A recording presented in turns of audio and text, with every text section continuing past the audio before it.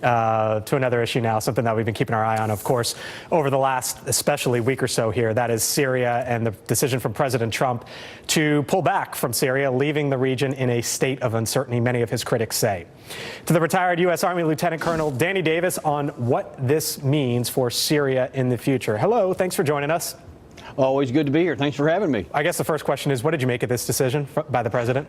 Yeah, I'm a bit of an outlier, I suppose, because I think this is a great idea. I think that he should have done this back in March when he first said he was going to, because here's the thing that most people are missing. And when you see people like Lindsey Graham and some of these other senators that are talking about gloom and doom, the fact is those troops on the ground there are not accomplishing anything of substance for the United States, and their withdrawal won't cause any harm to us. But wouldn't you say, I think some people might object to that, anything of substance for the United States, by saying there is a major need to take the fight to ISIS in the Middle East and to help forces there within Syria to fight back. Isn't that the need, the substance there?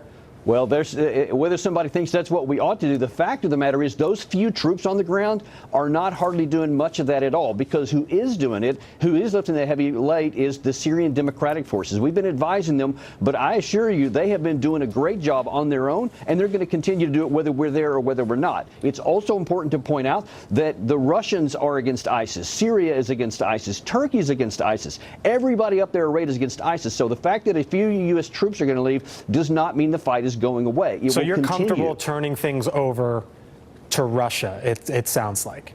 Well, it's not even turning anything over. It's the fact that our troops right now are not accomplishing that kind of thing. They're doing very little there, but they're taking an enormous risk, because we could actually clash one day with Russia, and we could have a military clash that could escalate into who knows what. But we've been there, and there haven't been any sort of. We've been there, and Russia's been there, and there haven't been any sort of clashes so far. There haven't so far, but we did run into a fact that we actually had a clash with Russian mercenaries. I guess it was 2 months ago, the Russian government itself said, we're going to be going into this area where your troops are, and they warned us to stay away. We said we were going to go in there. It was very volatile. People don't pay to think much about that, but that is a risk that does not help us, and we need to get our troops out of there. So some of the criticism against President Trump has come from Republicans who have said, look, this is what President Obama did in the Middle East, withdrew, and then ISIS formed as a result of it.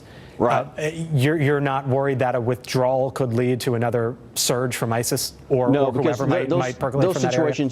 Those situations are radically different. There's a situation in Iraq where we were allied with the government, and then we got the violence down, and then our troops withdrew because we were supposed to be there to give breathing space for political reconciliation. But what we provided to the Maliki regime was an opportunity for him to get rid of all his political opponents, and that's what led to the rise of ISIS, not our withdrawal. It's what they did on the ground. In this case, we're not allied with the government on the ground there. They're actually in opposition to us, and there's a middle of a civil war going there. Our troops do not need to be in the middle of another country's civil war. So the decision's been made, so let's kind of set the debate aside.